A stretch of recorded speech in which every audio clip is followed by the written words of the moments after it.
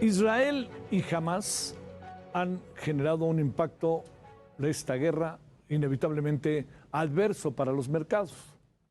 Es inevitable pensar en ello. Antes que nada están las vidas de las personas.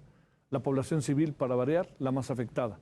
Pero muchas cosas que están pasando, ¡pum!, se expanden, permean. Por lo pronto, los precios del petróleo se incrementaron. No fue la sacudida tan fuerte, pero se incrementaron. El nuevo costo de barril del petróleo de Brent, que es una referencia en Europa, y del West Texas Intermediate, que está en Estados Unidos, aumentaron. Fíjese, le digo que no es mucho, si usted lo quiere ver así, pero aumentaron 3.12 y 3.44 respectivamente. Esto es provocado por el temor a un conflicto más grande en Medio Oriente, pero también afectará a aerolíneas. ¿Por qué? Pues el gasavión y todas estas cosas. Y otros sectores que dependen del energético. ¿Qué es lo que podría pasar en todo esto? Bueno, entremos al tema del petróleo, más con un país que, dígase lo que se diga, seguimos siendo petrolero tras la guerra, tras el momento que se está viviendo en el Medio Oriente de esta guerra. Le agradecemos a Arturo Carranza, director de proyectos de energía en AXA Advisors, que esté con usted y con nosotros. Arturo, muchas gracias. ¿Cómo estás? Buenas noches. Hola Javier, buenas noches, gracias por la oportunidad. Gracias, ¿cómo te ha ido? Oye Arturo, a ver, entremos en esto. ¿Qué puede pasar con esta guerra ya declarada, ya establecida, con esto que tiene que ver con una industria que para nosotros es muy importante, para el mundo entero lo es, pero para nosotros que incluso acabamos de, bueno, dicen que ya está funcionando Dos Bocas, pero no creo que esté funcionando todavía. Pero a ver, echémonos a andar como punto de partida en esto, si te parece. Claro, Javier, ya lo decías tú, de entrada, los mercados petroleros han registrado un incremento en los precios del crudo de 4%, de suerte tal que el Brent, que es el precio de crudo de referencia, cerró la jornada de lunes en un promedio de $87 por barril. Eso es una reacción inmediata. Ahora los mercados están a la expectativa con respecto a cuál puedan ser las repercusiones que Israel tome con respecto a Irán, porque de esto será fundamental para ver qué tanto se puedan incrementar o no los precios del petróleo. Y déjame explicarme por qué. Si Israel toma represalias fuertes hacia Irán por este conflicto que se desató el sábado pasado, es probable que la producción de Irán, que está actualmente en el orden de los 600,000 barriles diarios de petróleo crudo, se reduzca aún más.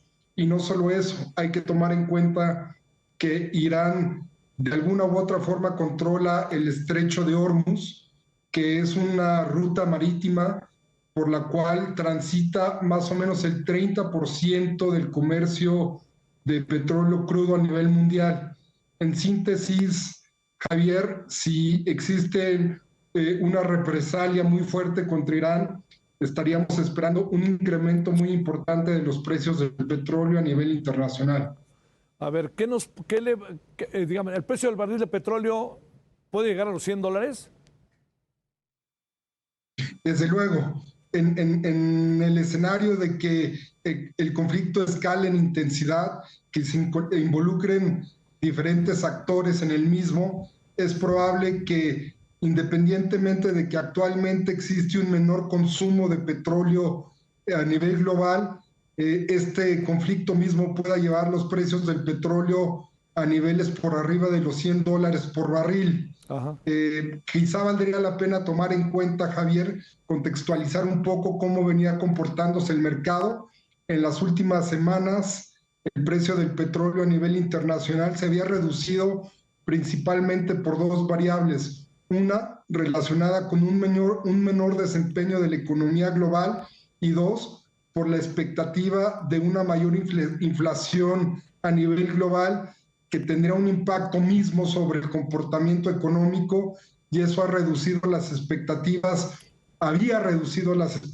del precio del petróleo para que este cerrara por abajo de los $60 por barril en el 2023. Sí. Esta expectativa se daba desde luego antes de que estallara el conflicto. Oye, a ver, esta parte que tiene que ver, la zona es zona petrolera. Hablo aquí del caso de Palestina, hablo de Israel. que se pudieran ver afectadas por ataques en esta guerra? Sí, es una buena contextualización la que estás haciendo. Hay que recordar que Medio Oriente es la principal región exportadora de petróleo crudo en el mundo. Arabia Saudita es el principal exportador de petróleo crudo, un país que está muy cerca de la zona del conflicto, pero no solo eso, también hay países muy importantes, países productores de petróleo crudo muy importantes, como Irak, o como Emiratos Árabes. Creo que fuera de Estados Unidos, los principales países productores de petróleo crudo están en Medio Oriente, desde luego dejando también afuera a Rusia. Por eso es la importancia de la estabilidad de la región para que no tenga un impacto en los precios del petróleo, porque un impacto en los precios del petróleo que haga que se incrementen los mismos, desde luego que descarrilaría un panorama más favorable para la economía global de cara al 2024, Javier. Oye, a ver, ahora viene lo nuestro. ¿A nosotros en qué nos afecta, qué nos pega, qué puede pasar con nosotros, a sabiendas de que pues estamos por terminar la construcción de una muy importante refinería, que traemos ahí un lío con Estados Unidos de que si le mandamos gratis petróleo a Cuba o no? Hoy dijo el director de Pemex que no. A ver, en todo ese contexto, ¿qué es lo que pensamos, Arturo?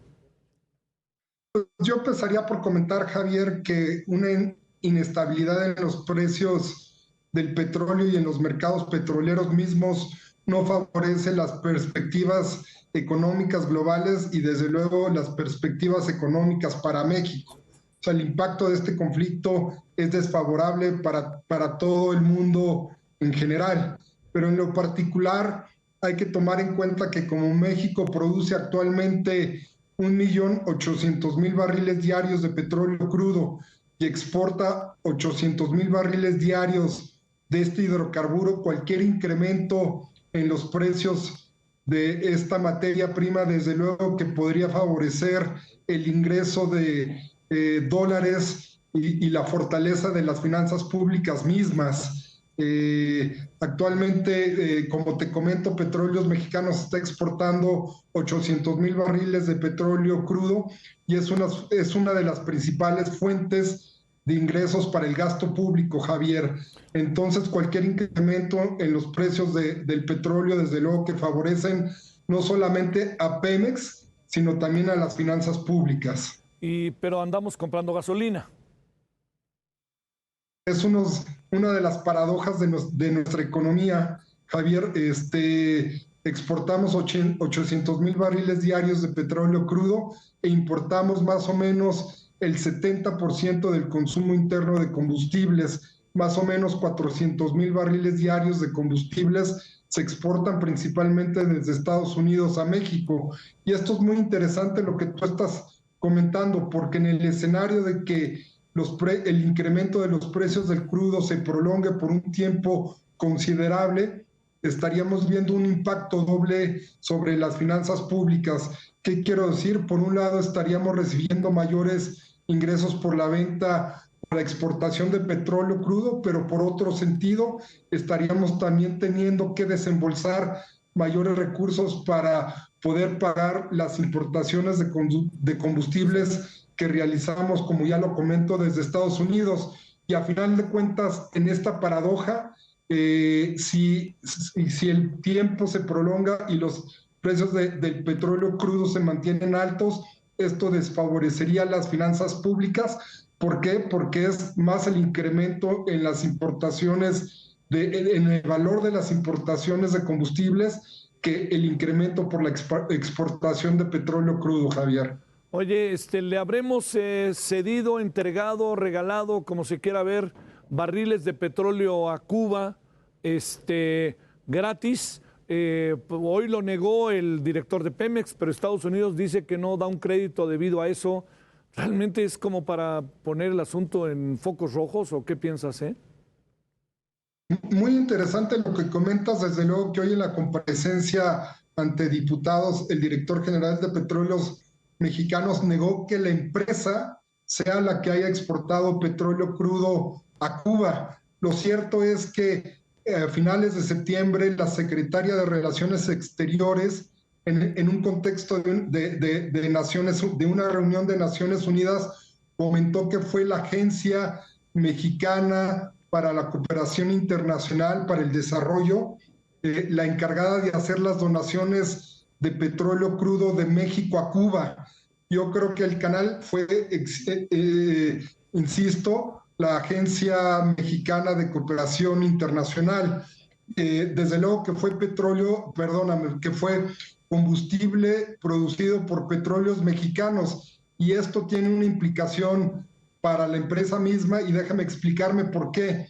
Porque Petróleos Mexicanos emite deuda en los mercados norteamericanos y sus principales acreedores son actores norteamericanos, de suerte tal que está sujeta, hablo de la petrolera mexicana, a las leyes y regulaciones de Estados Unidos, que como lo sabemos, algunas de ellas limitan el comercio entre no solamente los actores estadounidenses en suelo norteamericano, sino también limitan el comercio de los socios de este país, de la Unión Americana, con Cuba, por medio de algunas leyes que se han considerado extraterritoriales, que existe un debate sobre todo esto, pero lo cierto es que en este contexto, repito, en el cual México realizó donaciones de combustible a través de la Agencia Mexicana de Cooperación Internacional, pero que era combustible de petróleos mexicanos. Ahí está el resultado por el cual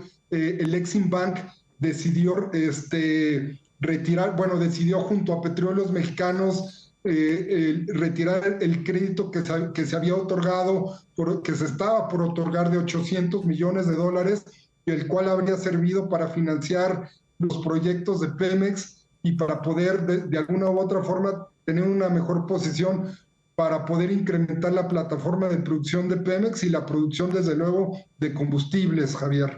A ver, nada más para cerrar. No fue Pemex, pero fue una filial de Pemex, pero al final fue Pemex. Para cerrar, hacer una síntesis, de acuerdo a la secretaria de Relaciones Exteriores, fue la Agencia Mexicana de Cooperación Internacional, que depende que está sectorizada a Relaciones Exteriores, pero los donativos hicieron, o sea, el combustible que se donó a Cuba fue producido por Petróleos Mexicanos, Javier. ¿Y cómo consiguió la agencia esa cantidad de barriles?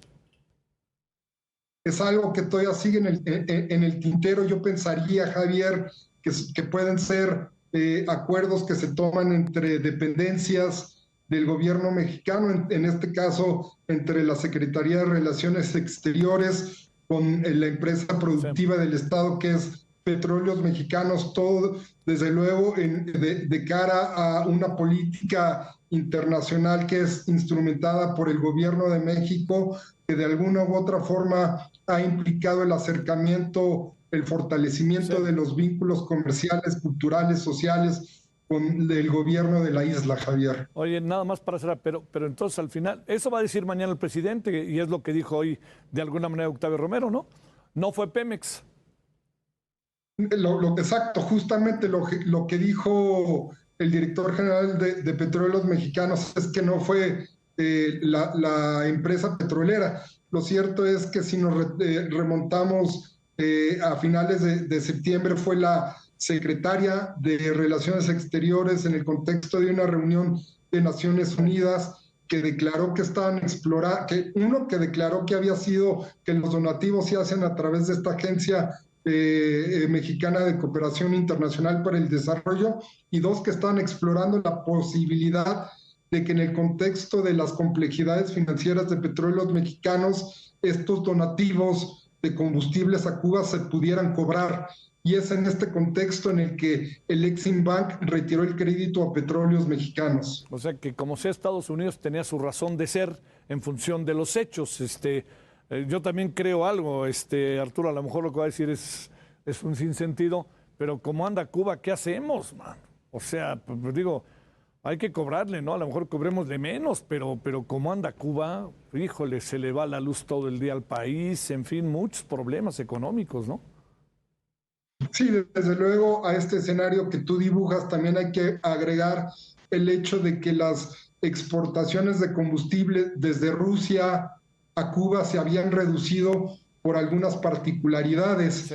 Y es en este caso que los donativos de combustibles desde México a Cuba habían tomado una importancia muy grande para mantener cierta operatividad en el sistema energético cubano. Javier, lo cierto es también algo que tú ya dijiste, que es el hecho de que Petróleos Mexicanos actualmente atraviesa por una crisis financiera muy grande. Es la empresa petrolera más endeudada del mundo, con una deuda más o menos de 103 mil millones de dólares. Es un monto impresionante y que le haría bien poder ingresar mayores recursos por la exportación de petróleo crudo y por la venta de combustibles a sus socios comerciales o a cualquier nación a nivel internacional. Pero hoy habló muchas maravillas el señor Romero de Pemex, ¿no? Muchas, diría que muchísimas.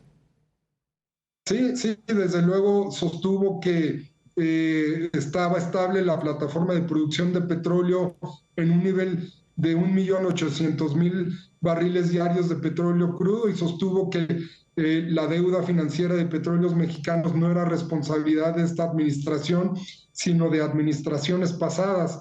Lo cierto es que con respecto a este segundo punto, es cierto que el incremento de la deuda financiera de Pemex no se dio en esta administración, pero también es cierto que esta administración no ha mostrado la capacidad para disminuir de forma considerable la deuda financiera de Petróleos Mexicanos por el mismo modelo de negocios que implementan esta empresa, y yo creo que parte de las estrategias de este gobierno han limitado mucho la posibilidad de que Petróleos Mexicanos pueda recuperarse estructuralmente de los problemas que la quejan, principalmente te comento que tiene que ver con su deuda financiera. Arturo Carranza, muchas gracias que estuviste con nosotros. Buenas noches. Gracias a ti, Javier. Buenas noches. Gracias.